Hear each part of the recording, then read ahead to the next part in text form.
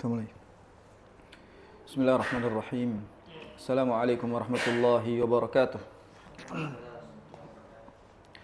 Alhamdulillahi ala ihsanihi wa syukru lahu ala taufiqihi wa amtinanihi. Wassalatu wassalamu ala asfiyaihi wa khairi khalqihi wa ala alihi wa ashabihi wa man sanna bi sunnatihi ila yaumi liqa'ih. Ashhadu an la ilaha illallah ta'ziman li sya'nihi wa ashhadu anna Muhammadan abduhu wa rasuluhu ad-da'i ila ridwanihi. Allahumma salli ala nabiyyina Muhammad wa ala ali Muhammad. Allahumma inna nas'aluka ilman nafi'a wa rizqan thayyiba wa amalan mutaqabbala. Kami memohon, kita semua memohon terus-menerus kepada Allah Subhanahu wa taala, meminta ilmu yang bermanfaat, rezeki yang halal dan amalan yang diterima. Karena sejatinya ini adalah 3 kunci kemuliaan dan kebahagiaan hidup. Kita hidup di atas ilmu yang bermanfaat, kita hidup dengan rezeki yang halal, dan kita hidup dengan amalan yang diterima. Maka ini adalah semuanya kunci dari kebahagiaan hidup kita sebagai hamba Allah Subhanahu wa taala. Sambil terus mempelajari dan menghidupkan sunnah-sunnah beliau sallallahu alaihi wasallam di zaman, sekali lagi, di zaman orang-orang itu menganggap sunnah sekarang menjadi sesuatu yang kalau bisa dilupakan. Kita hidup di zaman di mana orang-orang menduakan nilai-nilai sunnah.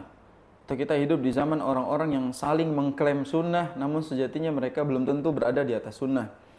Maka bagi kita semua adalah jangan sibuk mencari klaim yang benar, tapi sibuk mencari sunnah mana yang lurus, sunnah mana yang sesuai dengan pendalilan.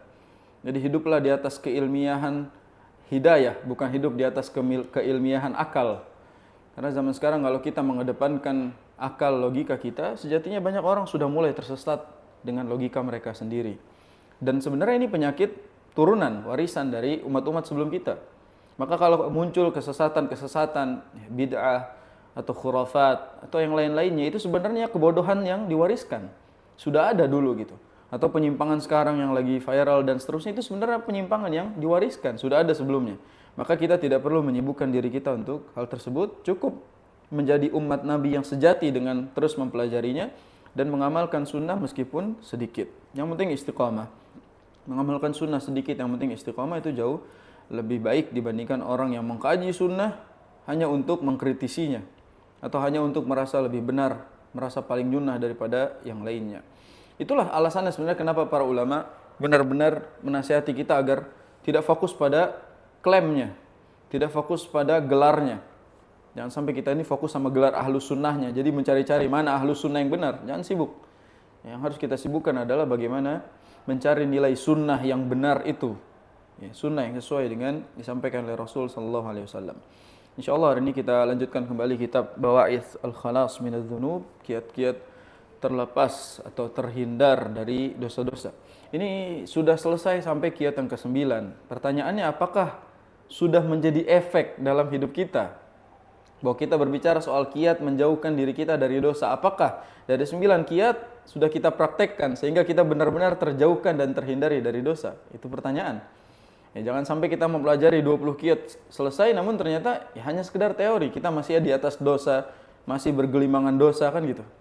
Maka dalam hal ini yang terpenting adalah dari 1 sampai 9 yang sudah kita pelajari, sudah ada 1 saja minimal yang kita amalkan dan berhasil menjadi kiat yang menjauhkan kita dari dosa. Apalagi hari ini kita berada di bulan Rajab, dan Rajab ini salah satu dari 4 bulan haram. Salah satu dari 4 bulan haram, yaitu dari Dzulqa'dah, Dzulhijjah, Al-Muharram, dan salah satunya adalah Rajab. Dan Rajab, kalau dia termasuk bulan haram, maka dosa di dalamnya ada peringatan khusus dari Allah Subhanahu wa taala. Sebagaimana Allah Subhanahu wa taala memberikan peringatan itu dalam surat At-Taubah ayat 36. Fala tadlimu fihinna anfusakum. Jangan zalimi diri kalian dengan dosa-dosa di 4 bulan haram. Salah satunya Rajab. Rajab itu bukan hanya diharamkan perang, tapi diharamkan juga bagi kita melumuri diri kita dengan dosa-dosa. Dan hati-hati, di antara dosa adalah bid'ah. Di antara dosa adalah bid'ah. Niatnya mengamalkan, niat hati mengamalkan dapat pahala, ternyata bid'ah, dan itu dosa. Dan berbeda tentunya menjalankan sunnah di bulan Rajab, pahalanya berbeda, menjalankan bid'ah di bulan Rajab juga dosanya berbeda. Hati-hati. Ya. Makanya Rajab ini antara sunnah dan bid'ah. Antara sunnah dan bid'ah. Jangan alergi dengar kata bid'ah. Kita harus belajar betul bahwa dengan mengenal apa saja bid'ah, maka kita juga akan kuat dalam menjalankan sunnah. Jadi Rajab ini harus berhati-hati. Kalau ada teman yang nantang berantem di bulan Rajab, bilang nanti aja di Sya'ban gitu. Atau nanti aja di Syawal. Ajakin berantemnya bulan depan. Kalau ada yang ngajakin melakukan dosa, ghibah dan seterusnya, bilang aja nanti. Kita tinggalkan itu sementara. Karena Rajab ini latihan. Latihan berjumpa dengan Ramadan. Ibaratnya kualifikasi lah. Orang akan berhasil nanti masuk piala akhirat, piala dunia atau piala akhirat Ramadan nih. Ya kan? Ini ada olimpiade bulan Ramadan ini. Maka untuk mencapai di titik itu kita harus latihan dan harus berjuang. Kualifikasinya adalah Rajab. Sehingga standar kita sesuai tidak dengan standar para pejuang olimpiade Ramadan. Dilihat dari Rajabnya. Kalau sampai Rajab ternyata Quran belum juga disentuh, ya gagal. Kalau sampai bulan Rajab kita belum latihan untuk menahan diri, menahan emosi, maka gagal. Nah, ini kita belajar sekarang kajian ini, pahalanya insya Allah berbeda di hadapan Allah Subhanahu wa Ta'ala. Insya Allah hari ini kita masuk pada kiat yang ke-10. Dan insya Allah kita akan bahas 2 kiat yang 10 dan 11 insya Allah Ta'ala. Kita akan bacakan dulu qala al-Imam Ibnul Qayyim rahimahullah ta'ala. Al-Imam Ibnul Qayyim berkata, al-ashir mashhadul bala'i wal afiyah. Yang ke-10 adalah merenungi hakikat bencana dan keselamatan. Ya, jadi merenungi hakikat al-bala, bala itu adalah bencana, wal afiyah, afiyah adalah keselamatan. Jadi antara bencana dan keselamatan. Ya, merenungi hakikat bencana dan keselamatan. Fa innal balaa fil haqiqati laisa illa adz-dzunub wa awaqibaha. Sesungguhnya cobaan atau bencana yang hakiki itu tidak ada yang lain kecuali dosa-dosa dan dampak-dampaknya. Jadi sebenarnya bencana paling parah adalah dosa kita. Ya. Jadi musibah yang paling parah itu adalah musibah dosa-dosa kita dan akibat-akibat dari dosa yang kita lakukan. Sebagaimana kita tahu, Ibnul Qayyim dalam Ad-Dawa Ad-Dawa itu menyebutkan apa? Inna dzunub wal ma'asi tadur. Sesungguhnya dosa-dosa dan kemaksiatan itu memudaratkan. Wala budda anna dararaha fil qalbi ka dararis sumumi fil abdan. Jadi mudaratnya dosa dalam diri kita itu seperti adanya racun di dalam tubuh kita. Makanya musibah, bencana di dalam diri kita itu ketika ada dosa. Wal afiyatul mutlaqatu hiya ta'atu wa awaqibaha. Wal afiyatul mutlaqatu hiya ta'atu wa awaqibuha. Ya. Jadi keselamatan yang hakiki adalah ketaatan kepada Allah Subhanahu wa taala dan buah-buahnya atau hikmahnya. Kalau tadi sumber bencana adalah dosa dan akibatnya. Nah, sumber keselamatan adalah taat dan hikmahnya. Jadi taat dan dampak positifnya. Fa ahlul bala'i hum ahlul ma'siyati wa in ufiyat abdanuhum. Nah, ini kata-kata Masya Allah nih. Fa ahlul bala, ya, orang-orang yang mendapatkan bencana sejatinya merekalah para pelaku maksiat. Jadi para pelaku maksiat adalah orang-orang yang terdampak bencana. Wa in ufiyat abdanuhum, walaupun badan mereka itu sehat. Jadi sebenarnya orang itu sakit gara-gara dosanya, meskipun badannya dalam keadaan sehat. Kita sering dengar di bahasa kita ada sehat wal afiat. Nah, sehat wal afiat. Jadi sehat itu abdan, afiat itu jiwa. Jadi sehat wal afiat itu maksudnya sehat badannya, ya, sehat jasmaninya, sehat rohaninya, itu sehat wal afiat. Maka di sini kalau misalnya orang melakukan maksiat, pelaku maksiat, dia itu sebenarnya sakit walaupun badannya sehat. Wa ahlul afiyati hum ahlut ta'ati wa in maridat abdanuhum. Sebaliknya. Ya. Wa ahlul afiyah, orang yang mendapatkan keselamatan, merekalah orang-orang yang taat meskipun sedang sakit badannya. Jadi sejatinya kalau misalnya kita lihat fisik orang sehat, ya belum tentu, bisa jadi ada penyakit lain yaitu dosanya. Dan ada mungkin orang fisiknya lagi sakit, tapi sebenarnya dia sehat karena dia sedang taat kepada Allah Subhanahu wa taala. Kita misalnya, kita yang normal sempurna ini kadang kalah jauh ibadahnya dengan mereka yang kekurangan. Ya. Ada orang misalnya tidak bisa mendengar, tapi paling depan mendengar panggilan Allah Subhanahu wa taala. Kita yang punya kuping 2 normal enggak dengar. Tapi dia yang tuli mendengar. Ya. Ada orang punya kaki 2 lengkap dibandingkan dengan orang yang kakinya 1 kalah jauh. Ternyata dia udah di saf pertama tuh yang kakinya cuma 1. Yang kakinya 2 masih di mall. Kakinya 2 masih jalan-jalan. Lihat. Bagaimana ternyata sakit itu tidak dinilai dari raganya. Namun sakit dinilai dari dia sedang apa? Maksiat atau taat. Kalau maksiat, sakit. Dia itu sedang kena bencana. Wa qala ba'du ahlul ilmi, wa qala ba'du ahlil ilmi fil asaril marwi. Sebagian para ulama mengatakan dalam asar yang diriwayatkan, idza ra'aitum ahlal bala'i fas'alullaha al-afiyah. Ini gundul semua. Jadi kalau mau diharokatin boleh. Idza ra'aitum ahlal bala'i fas'alullaha al-afiyah. Kalau kalian melihat orang yang sedang kena bencana, maka mintalah kepada Allah keselamatan. Nah, lihat ini bagaimana kita harus tahu ketika kita lihat saudara kita, teman kita kena bencana, mintalah keselamatan untuk dirinya dan diri kita. Fa inna ahlal bala'i al-mubtalluna bima'asi Allahi wal i'radi wal ghaflati an. Sesungguhnya orang yang kena bencana adalah al-mubtalluna, orang yang bergelimangan kemaksiatan, bergelimang al-i'rad itu adalah keberpalingan, wal ghaflah anhu yaitu kelalaian. Jadi sejatinya orang yang kena bencana itu adalah orang-orang yang sedang dipenuhi dengan kemaksiatan, keberpalingan, ya, kufur, dan dia lalai. Kita kalau lagi lalai kita kena bencana sebenarnya, karena kita sedang diuji. Wa hadza wa in kana a'dhamal bala'i fal-lafdhu yatanawalu anwa'il mubtallina fi abdanihim wa adyanihim wallahu a'lam. Maka di sini disebutkan bahwasanya mencakup seluruh bencana. Ya, dosa itu mencakup seluruh bencana yang mengandung unsur yatanawalu anwa'al mubtallin, segala bentuk jenis orang yang sedang diuji, sedang kena bencana, baik bencana itu abdan, bencana pada dirinya, pada tubuhnya. Bencana pada tubuh apa? Sakit. Nah, itu. Bencana pada adyan, pada agama apa? Kalau tubuh jelas sakit, kalau agama malas, ya, lalai, kufur, ya. Itu semua berarti bencana pada agama. Orang kalau lagi futur, lagi malas, itu semua bencana dari agamanya atau bencana dalam urusan agama. Wallahu a'lam, kata Ibnul Qayyim, wallahu a'lam. Allah Subhanahu wa taala yang mengetahuinya. Jadi dampak dari dosa itu berefek sampai kepada diri kita. Jadi dampak dosa, dampak buruknya itu sampai pada diri kita. Ini sebelum masuk ta'liqnya Syekh Abdul Razak, ana mengutip perkataan Ibnul Qayyim juga dalam kitab Ad-Da' wad-Dawa, di mana beliau mengatakan bahwasanya innalis sayyiati, sesungguhnya keburukan itu berdampak sawadan fil wajhi, ya, berdampak kegelapan pada wajah. Jadi sesungguhnya dosa itu menggelapkan wajah. Capek-capek skincare ternyata yang bermasalah dosanya gitu kan. Ya, ini jangan sampai wajah glow up, dosa grow up. Itu quotes boleh ditempel. Jangan sampai wajah glow up, dosanya grow up gitu ya. Ya, wajahnya cerah, masya Allah, dosanya nambah, nggak akan cerah-cerah gitu. Pakai skincare yang bagus juga nggak akan cerah-cerah, karena dosa itu menggelapkan wajah. Wa zulmatan fil qabri wal qalbi, dan menggelapkan hati dan kuburan. Ya, dosa itu menggelapkan hati dan menggelapkan kuburan. Wa wahnan fil badan, dosa itu melemahkan fisik.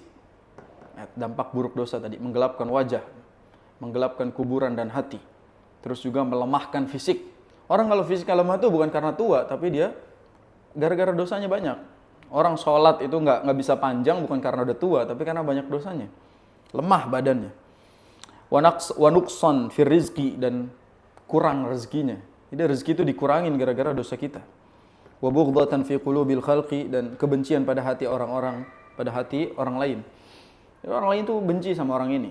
Secara fitrah terlihat mana orang yang memang benar-benar berdampak atas dosa-dosanya, wal iyadu billah. Al-amrul ashir, kita baca ta'liq Syekh Abdul Razak. Al-amrul ashir, perkara yang 10, kiat yang 10 adalah masyhadul bala'i wal afiyah. Tadi kita sebut artinya apa? Merenungi hakikat bencana dan keselamatan. Jadi sebelum melakukan dosa, pikirin dulu. Ada namanya al-bala, bencana, ada namanya al-afiyah. Dan satu-satunya faktor bala adalah dosa. Maka ketika kita mau melakukannya, pikir di situ dulu. Ya, kita harus merenung dulu antara bencana dan keselamatan. Fadzunubu hiya a'zam wa akhtar bala'in yusibul mar'. Jadi dosa-dosa adalah faktor paling bahaya, paling besar, bencana paling bahaya, bencana paling besar yang menimpa seseorang. Jadi bencana paling bahaya, paling besar itu bukan bencana alam, tapi dosanya. Dosa itu sangat berdampak buat diri seseorang. Wal afiyatul mutlaqah innama hiya fi ta'atillahi azza wa jal. Keselamatan yang hakiki adalah ketika kita taat kepada Allah Subhanahu wa taala. Wal bu'di 'anidz dzunub, dan jauh dari dosa-dosa. Wallahu azza wa jal qad qassamal balaa'a biqadar. Sesungguhnya Allah itu telah membagi bencana dengan takdirnya. Jadi Allah sudah bagikan bencana sesuai dengan takdirnya. Wal afiyata biqadar, dan keselamatan juga dengan takdirnya. Sudah dibagi-bagi jelas. Walihadza kana min a'zamid du'ai su'alullahil afiyah. Dan karena itu doa yang paling agung adalah doa memohon keselamatan. Doa memohon keselamatan ini doa yang agung. Makanya dalam zikir pagi petang ada doa apa? Allahumma inni as'alukal afwa wal afiyah fid dunya wal akhirah. Ya Allah, aku mohon kepadamu permohonan maaf, ampunanmu, dan aku memohon keselamatanmu di dunia dan akhirat. Sampai kata Nabi sallallahu alaihi wasallam, min dzalika qaulun Nabi sallallahu alaihi wasallam, ma min da'watin yad'u bihal 'abdu afdhal min Allahumma inni as'alukal mu'afata fid dunya wal akhirah. Jadi di antara doa yang agung yang diucapkan oleh seorang hamba adalah Allahumma inni as'alukal mu'afah. Ya Allah, aku memohon kepadamu al-mu'afah, yaitu keselamatan fid dunya wal akhirah. Di dunia dan akhirat. Ada doa zikir pagi petang antum mungkin hafal. Allahumma afini fi badani. Allahumma afini fi sam'i. Allahumma afini fi basari, la ilaha illa anta. Banyak yang nerjemahin gini, ya Allah sehatkanlah pendengaranku, sehatkanlah badanku. Bukan sehat maknanya. Ya Allah selamatkanlah badanku. Jadi afini fi badani, ya Allah selamatkanlah badanku dari hal-hal yang bisa membuat aku terjerumus kepada keburukan. Ya Allah selamatkanlah mataku dari hal-hal yang bisa menjerumuskan kepada bencana. Ya Allah selamatkanlah pendengaranku dari segala hal yang bisa menjerumuskan kepada bencana. La ilaha illa anta. Sesungguhnya tidak ada ilah yang berhak diibadahi dengan benar kecuali Engkau. Maka dalam hal ini doa ini sebenarnya agung, meminta keselamatan dari sisi penglihatan, pendengaran dan badan. Gitu. Terus kata Nabi SAW, wa qala sallallahu alaihi wasallam, is'alullahal afwa wal afiyah. Tadi sudah kita sebut, mintalah kepada Allah al-afwa. Ma ma'na al-afwa? Al-afwa artinya adalah pemaaf, maaf dari Allah Subhanahu wa taala. Mintalah kepada Allah maaf, ya. Wal afiyah, dan keselamatan. Jadi al-afwa itu lebih agung daripada maghfirah. Kalau maghfirah itu ampunan, al-afwa itu penghapusan dosa. Ya, al-afwa maknanya adalah mahwudz dzunub, dihapuskannya dosa. Jadi kalau maghfirah itu diampunin doang. Kalau bahasa kitanya gini, maghfirah itu dimaafin. Afwa itu dihapus, dilupain kesalahannya. Jadi lebih agung al-afwa. Ya, karena maknanya mahwudz dzunub, dihapuskannya dosa-dosa kita. Jadi mintalah kepada Allah Subhanahu wa taala, ya, permohonan maaf wal afiyah, ya, dan keselamatan. Fa inna ahadan lam yu'ta ba'dal yaqini khairan minal afiyah. Karena tidak ada pemberian yang lebih baik daripada yakin kecuali keselamatan. Jadi ada dua pemberian Allah yang terbaik. Yang pertama rasa yakin dalam hati kita, yang kedua adalah keselamatan. Dan keselamatan lebih afdal daripada yang lainnya. Wa kana sallallahu alaihi wasallam yusi ashabahu wa ahla baitihi. Nabi SAW mewasiatkan kepada para sahabatnya dan keluarganya an yukthiru min hadzal du'a, untuk memperbanyak doa ini. Kama qala li ammihi Al-Abbas, sebagaimana beliau bersabda kepada pamannya Al-Abbas, ya ammi, wahai pamanku, aktsirid du'a bil afiyah. Perbanyak doa memohon keselamatan. Hafalin tuh doa-doa zikir pagi petang itu. Allahumma inni as'alukal afwa wal afiyah fid dunya wal akhirah. Allahumma inni as'alukal afwa wal afiyah fi dini wa dunyaya wa ahli wa mali. Itu doa-doa yang diajarkan oleh Nabi sallallahu alaihi wasallam agar kita dijaga, diselamatkan oleh Allah Subhanahu wa taala. Allahumma afini fi badani, Allahumma afini fi sam'i, Allahumma afini fi basari, la ilaha illa anta. Ini zikir-zikir yang seperti ini didawamkan. Ngapain sih nyari-nyari zikir yang enggak ada tuntunannya, padahal yang ada tuntunannya juga belum hafal gitu loh. Yang al-ma'surah aja belum hafal, yang memang ada riwayatnya belum kita hafal, belum kita pahami. Itu lebih afdal ya, dengan zikir-zikir yang bisa kita baca di pagi dan petang, agar Allah SWT menjaga kita dan agar kita diselamatkan olehnya. Baik. Yang berikutnya kiat yang ke-11. Qala al-Imam Ibnul Qayyim rahimahullahu taala. Imam Ibnul Qayyim mengatakan al-hadi ashar. Kiat yang ke-11. an yu'awwida ba'itsad din wa dawa'iyahu musara'atal hawa wa muqawamatahu 'ala tadriji qalilan qalilan. Ya, an yu'awwida ba'itsad din, hendaknya membiasakan ba'itsad din wa dawa'iyaha, ya, membiasakan untuk melakukan penjagaan terhadap agama. Ya, dia melakukan benteng untuk menjaga agamanya. Musara'atal hawa, untuk melawan hawa nafsunya. Wa muqawimatahu, untuk menguatkannya. Ala tadriji qalilan faqalilan, secara bertahap, sedikit demi sedikit. Jadi di sini maksudnya adalah membiasakan membentengi diri kita untuk melawan hawa nafsu dan menguatkan diri kita secara bertahap gitu. Jadi bahasa simpelnya adalah membentengi diri. Qalilan faqalilan, sedikit demi sedikit, dimulai dari yang kecil. Hatta yudrika lazzataz zafari, sampai dia merasakan lezatnya kemenangan. Fataqwa hina idzin himmatuhu, maka ketika kita sudah mulai perlahan membiasakan, maka akan menguat ambisi kita.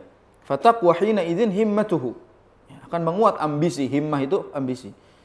Fa inna man dzaqa ladzata syai'in, barang siapa yang merasakan lezatnya sesuatu, qawiyat himmatuhu fi tahsilihi, akan menguat ambisinya untuk mencapainya. Jadi kalau orang udah punya keinginan, maka dia akan menguat usahanya agar tercapai apa yang dia inginkan. Itu maksudnya.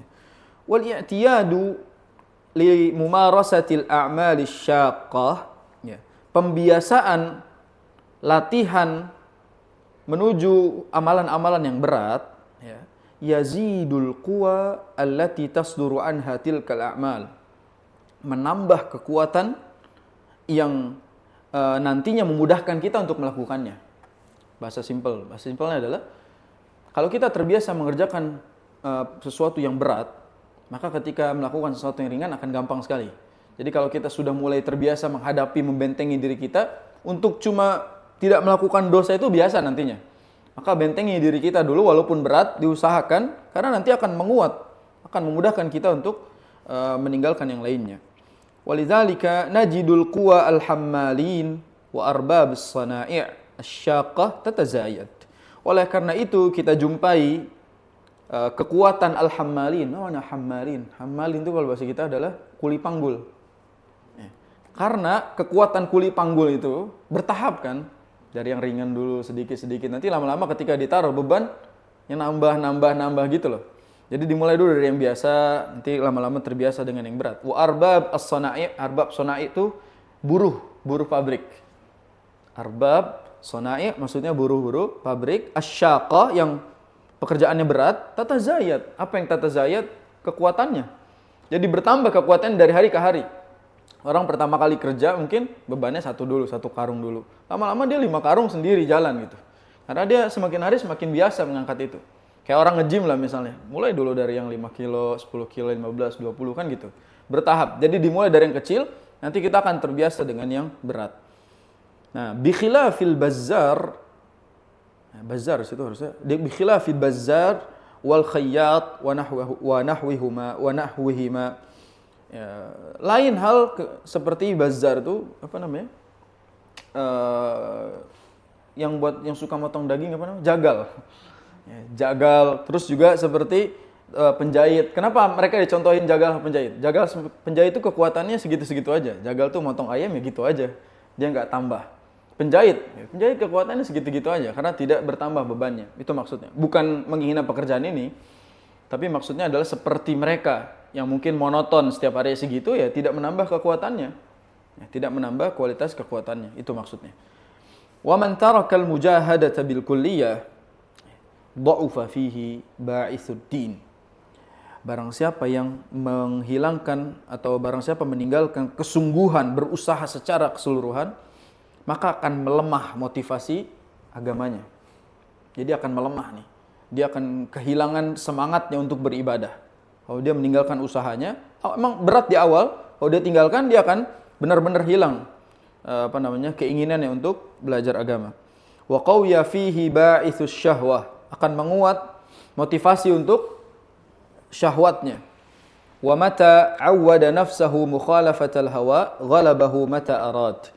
Dan kapanpun seseorang membiasakan dirinya menyelisihi hawa nafsunya, maka mudah bagi dia untuk meninggalkannya secara mudah. Jadi kalau kita sudah mulai terbiasa dengan meninggalkan yang besar, akan mudah bagi kita meninggalkan yang biasa, yang kecil. Maka biasakan dengan hal-hal kecil dulu. Kita lihat ta'liknya. Ini perkataan Ibnu Qayyim agak syaqqah, sebagaimana penjelasannya, agak berat ya. Nah, dita'lik sama Syekh Abdul Razzaq. Jadi ta'liknya meringankan paham kita. Nah, kata Syekh Abdul Razzaq, kiat yang ke-11 itu maksudnya apa? Ta'zizu mujahadati dawa'i asyarri. Ta'ziz itu artinya memperkokoh, memperkuat. Mujahadah itu pertahanan, benteng. Memperkokoh benteng pertahanan dawa'i asyarr, terhadap ajakan keburukan. Jadi kita pasang benteng untuk melawan ajakan kepada keburukan. Mulai dari ajakan yang kecil sampai ajakan yang besar. Kalau kita meninggalkan itu dari awal, maka nantinya jadi terbiasa gitu. Dan itu wal'iyadzubillah mudah bagi kita terjerumus. Ya, lebih mudah kan ta'liknya Syekh Abdul Razzaq ya, gampang dipahami. Lihat penjelasan berikutnya. Fa inna min fadail mujahadatil hawa wasyaitan, karena sesungguhnya di antara keutamaan melawan hawa nafsu dan syaitan, satu. Lihat keutamaan orang yang melawan hawa nafsu dan syaitan. Satu, husulu mana'atin lin nafsi minhuma, ya, mendapatkan ketahanan jiwa, pertahanan jiwa, ya, ketahanan jiwa dari hawa nafsu dan syaitan. Wa bihadhihi al-muqawimatu aidan tad'ufur raghbah fil ma'asi wa yashulu alaihi tarkuha. Ya. Yang kedua, apa yang bisa didapatkan? Tad'ufur raghbah, melemah keinginan maksiatnya. Ya, kalau yang pertama tadi mendapatkan ketahanan jiwa, benteng jiwa kita. Yang kedua, melemahkan keinginan maksiat. Yang ketiga, mudah meninggalkan maksiat. Jadi orang kalau misalnya bentengnya udah kuat, ya gampang buat mendapatkan pertahanan jiwa, lalu juga melemah keinginan maksiatnya, dan juga mudah bagi dia meninggalkannya. Ini anak kasih contoh nih. Kenapa Nabi SAW itu memberikan perintah kepada para jomblo memperbanyak puasa? Ketika hadisnya ya ma'syara syabab gitu kan, wahai anak-anak muda, barang siapa di antara kalian yang mampu menikah, maka nikahlah. Kalau belum mampu kan kata Nabi SAW, fa'alaihi bis-shaum kan, hendaknya dia berpuasa. Kenapa urusannya sama puasa? Karena kalau dia puasa, dia akan disibukkan dengan hal-hal yang baik. Orang kalau puasa itu malas ngapa-ngapain. Jangankan maksiat, taat aja dia malas kan gitu. Jadi itu meredam sebenarnya. Jadi ketika kita sudah mulai membentengi diri kita dengan kebaikan, itu tuh meredam keinginan kita untuk melakukan dosa-dosa atau kemaksiatan. Maka bentengi kita dengan itu. Ya, bentengi kita dengan hal-hal yang bisa menangkis ajakan keburukan. Sebagaimana Allah berfirman, ini firman Allah Subhanahu wa taala dalam akhir surat Al-Ankabut, kalau tidak salah ayat 69. Akhir surat Al-Ankabut, walladzina jahadu fina lanahdiyannahum subulana wa innallaha lama'al muhsinin. Dan orang-orang yang bersungguh-sungguh di jalan kami, jalan Allah Subhanahu wa taala, lanahdiyannahum subulana, maka kami yang akan memberikannya petunjuk. Jadi kata Allah Subhanahu wa taala, barang siapa yang bersungguh-sungguh dia membentengi dirinya, sungguh-sungguh, maka Allah yang akan kasih jalan. Allah yang akan kasih petunjuknya. Wa innallaha lama'al muhsinin. Sesungguhnya Allah itu bersama orang-orang yang berbuat baik. Ini ma'iyah apa? Khassah atau ammah? Ini murajaah nih. Ma'iyah apa? Khassah. Karena untuk muhsinin. Jadi di sini ma'iyahnya secara khusus, bukan ammah. Wa qauluhu ta'ala, dan firman Allah Subhanahu wa ta'ala, wa yazidullahu alladhina ihtadaw huda, dan Allah Subhanahu wa ta'ala menambahkan petunjuk, menambahkan hidayah kepada orang-orang yang selalu berusaha mencari hidayah Allah Subhanahu wa taala. Jadi hidayah itu pelajarannya dijemput, selalu dicari, diperjuangkan. Maka Allah yang akan selalu menambahkan hidayah itu. Fal muslim idza jahada wa qawama dawa'i syarri wa bawa'isahu, seorang muslim kalau terbiasa ya dia bersungguh-sungguh wa qawama, dan menjaga, membentengi dirinya dari ajakan keburukan, apa dampaknya? Fa innallaha yuyassir lahu subulal hidayati war rasyad. Fa innallaha, sungguhnya Allah Subhanahu wa taala akan memudahkan untuknya menuju jalan hidayah dan petunjuk. Jadi orang kalau udah berusaha berada di jalan kebaikan, Allah yang akan kasih petunjuknya. Bi khilaf lawannya man istaslama lidawa'i syarr. Lihat, istaslama itu artinya menyerah. Ya barang siapa dia nyerah aja sama ajakan gitu. Ya ikut aja. Kalau bahasa anak sekarang adalah hidup mengalir bagaikan air. Nah, ini salah banget ini. Jadi kalau dia hidup let it flow aja, dia kayak gitu aja, ngalir gitu aja, itu salah. Kenapa dampaknya? Fa innahu sayad'uf an muqawimatiha wa yusbihu asiru syahwatih. Karena sejatinya orang yang seperti ini tuh akan melemah bentengnya, melemah perlawanannya gitu. Terus juga dia nanti akan menjadi budak syahwatnya. Asir itu tawanan atau budak syahwatnya. Jadi orang kalau mengalir gitu aja, ya maka dia nggak akan bisa ngelawan nantinya gitu. Orang maksiat itu sebenarnya awalnya mencegahnya itu lebih gampang daripada sudah kecanduan. Jadi kalau sudah kecanduan lebih berat untuk menghilangkannya. Qala Ibnul Qayyim, ini part terbaik menurut saya di bab ini, yaitu di Qiyat ini. Ibnul Qayyim, jadi bayangin lihat, takliknya Syekh Abdul Razak, kan lagi taklik siapa? Ibnul Qayyim. Terus pasti takliknya bahas lagi perkataan Ibnul Qayyim di kitab yang lain. Jadinya Syekh Abdul Razak ini benar-benar beradab sekali sama Ibnul Qayyim. Dia lagi menjelaskan perkataan Ibnul Qayyim, beliau menjelaskan juga dengan penjelasannya Ibnul Qayyim lagi gitu. Ini bentuk bagaimana ta'zimnya seorang ulama kepada ulama yang lain. Ini diambil dari kitabnya Al-Fawaid. Ya, Fawaidul Fawaid. Nah, ini diambil perkataan Ibnul Qayyim. Kata Ibnul Qayyim, akmalun nas hidayatan a'zamuhum jihada. Allah, ini bagus sekali kata-katanya. Hidayah yang paling sempurna didapatkan oleh seseorang adalah a'zamuhum jihada, bagi mereka yang besar perjuangannya. Jadi semakin besar perjuangannya, semakin besar petunjuknya, bahasa simpelnya. Jadi besar perjuangan kita mendapatkannya, besar juga hasil dari perjuangan kita itu, hasil dari Allah Subhanahu wa taala. Wa afradul jihad, dan jihad yang wajib itu ada berapa disebutkan sama Ibnu Qayyim itu? Ada 4. Jihad yang wajib ada 4. Yang pertama, jihadun nafs, jihad melawan jiwa, diri kita. Wa jihadul hawa, yang kedua jihad melawan hawa nafsu. Makanya antum tahu bahwasanya laisa syadidu bisur'ah. Jagoan itu bukan yang jago gulat. Wa innamas syadidu man yamliku nafsahu indal ghadab. Jadi jagoan itu yang bisa menguasai dirinya pada saat marah. Nah, itu baru jihad. Jadi saat kita mau marah, kita rem, kita redam, itu jihad namanya. Karena kita melawan hawa nafsu kita. Wa jihadus syaitan, jihad melawan syaitan. Sekarang banyak tuh orang jihad lawan syaitan tapi pakai jurus-jurus. Ya, enggak mempan lah itu. Jihad lawan syaitan itu dengan cara meminta perlindungan kepada Allah, dengan zikir, dengan beribadah, itu jihad lawan syaitan. Yang keempat paling berat, wa jihadud dunya, jihad melawan dunia. Maksudnya apa jihad melawan dunia? Itu jihad melawan ajakan dunia saat Allah sudah memanggil. Ketika Allah SWT sudah panggil, kita melawan urusan dunia kita, itu berat. Ya mana ada sih orang lagi meeting serius soal proyek besar, tiba-tiba azan, kita break dulu meetingnya, salat dulu, nggak mungkin gitu kan gitu. Pasti itu susah, itu jihad memang. Yang namanya jihad perjuangan, pasti ada yang dikorbankan, pasti. Maka dalam ini jihad melawan dunia itu bukan, oh kalau jihad melawan dunia kita tinggalkan dunia, bukan. Maksudnya saat kita bisa melawan urusan dunia kita, di saat momen yang sama kita dipanggil untuk berjuang soal akhirat kita. Ya simpelnya soal kerjaan sama soal azan. Panggilan Allah Subhanahu wa taala. Ya itu susah lah, gimana caranya memutus itu semua, butuh perjuangan.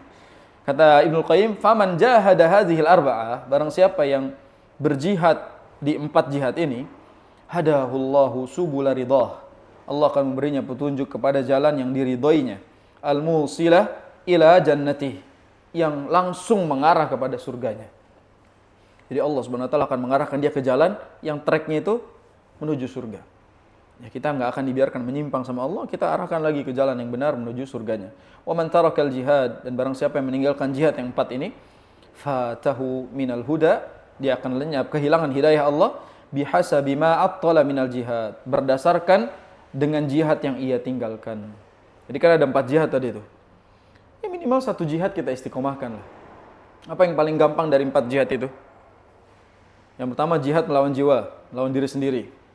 Yang kedua jihad melawan hawa nafsu kita. Yang ketiga jihad melawan syaitan. Yang keempat jihad melawan dunia. Mana yang lebih ringan?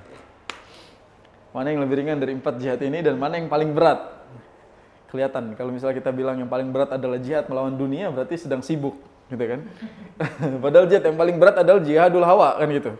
Jihad melawan hawa nafsu kita itu paling berat, dan disebut para ulama, bahkan Nabi SAW juga demikian. Bahkan Allah SWT juga menyebut bahwa mengikuti hawa nafsu itu melawan hawa nafsu itu bagian dari jihad. Maka yang terberat kalau boleh diurutkan adalah jihad hawa nafsu.